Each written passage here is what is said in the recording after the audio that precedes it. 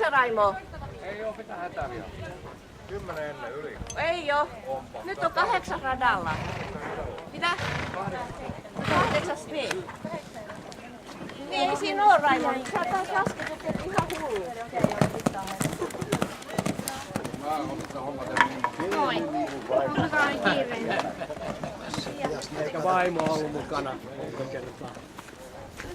Jos mä olin vähän ruuan tuossa, kuunnella. Terkkarit kauan kauan.